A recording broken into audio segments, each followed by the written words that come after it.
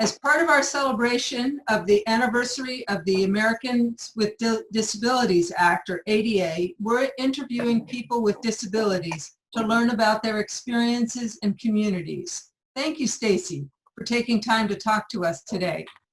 Can you introduce yourself? My name is Stacy Ellingen.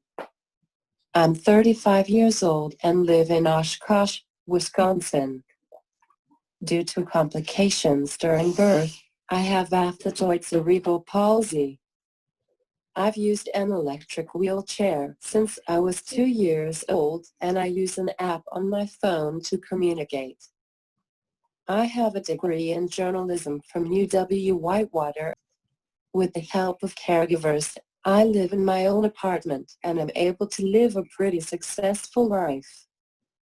I've owned my own business for over 6 years now. It's called Design Wheels. It started out as a graphic design and social media business, but I've since moved into doing more disability advocacy work.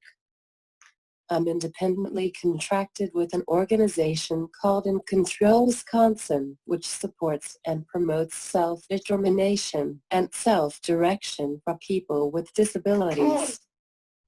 I run the Self-Determination Network, which is an online community of people who support self-determination and self-direction. It's right up my alley. Sounds like it. What does the Americans with Disabilities Act, or ADA, mean to you? I was 5 years old when the ADA took effect, so honestly, I don't recall much of how things were without it. I was talking with my mom the other night about doing this interview. I ran a memory by her just to make sure I was accurate. The vivid memory I have of life before the ADA is, it must have been in early 1990. My early childhood class took a field trip to the cookie factory. The factory wasn't accessible, so I had to stay home that day. At the time, I probably didn't even realize what was going on, but, for some reason, I remember that. I was very fortunate to be growing up just when laws like the ADA and the Individuals with Disabilities Education Act, known as IDEA, were just starting to be implemented. I can't imagine life without the ADA. It frustrates me that it's taken this long to get where we are today, and it's far from perfect even now. For me, it's hard to imagine not being able to get in most public places. I get frustrated when I go to a place and the accessible entrance isn't the main entrance that everyone else uses. I just can't fathom not being able to even get into places. Without the ADA, I don't know what my life would look like. This year we're celebrating ADA's 30th anniversary. What do you hope we can do by the 40th? In the next 10 years, I hope to see even better measures taken to ensure accessibility at all public places. Public transportation also needs to be better for people with disabilities. I'd like more to happen with airplanes as well as other transportation systems such as buses. Employment is another area where I'd like to see more improvement. While many employers have become more open to the idea of hiring people with disabilities, I think there needs to be more education about what the law is.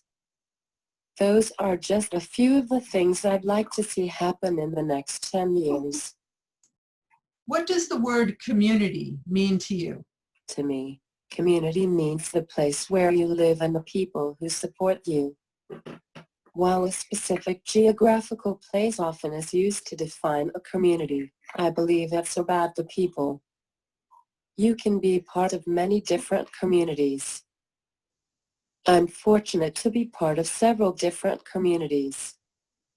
In each community, I have taken the initiative to make sure I'm engaged and communicating with others.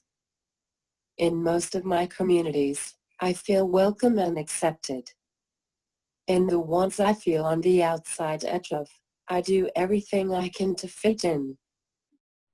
What does the word opportunity mean to you? To me, the word opportunity means the chance to do something. It's not necessarily the ability to do something.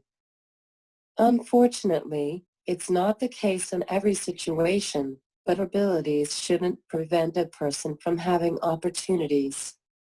Thanks to the support of my great communities, I've had many, many great opportunities. From being in all regular classes from kindergarten through high school, to being on student council and attending all the school dances, to going away from home and attending college, to traveling all over the country and beyond with my family, to having the honor of standing up in multiple friends' weddings, to being able to advocate for people with disabilities on multiple occasions. The list is truly endless. I've been incredibly blessed. What would you like to tell someone, a younger person with a disability? Never ever give up. Living with a disability definitely isn't easy or fun and can be challenging at times, but with each challenge comes an opportunity. Don't be afraid to speak up for yourself and let people know what you need. That's the only way you're going to get what you need and deserve. This sounds very cliché, but when life throws you lemons, make lemonade. Is there anything else you'd like to share with me? The Americans with Disabilities Act certainly helped, but it didn't fix everything. People with disabilities still face many inequalities. Issues with benefits come to mind. The ADA helps with accessibility and discrimination, but the fact is that we are limited to how successful we can be. Income limits on benefits make it so that many people can't risk taking a good job, even though they're qualified, because they'd lose their health insurance and other supports because they make too much. Another really unfair thing is the fact that if a person who has a disability marries a person without a disability, their benefits get significantly cut. That is not right. It shouldn't matter. Those are just two of the things that stand out to me. Thank you for the opportunity to do this interview. I'm looking forward to seeing the progress we make in the next 10 years as we continue to advocate for disability rights.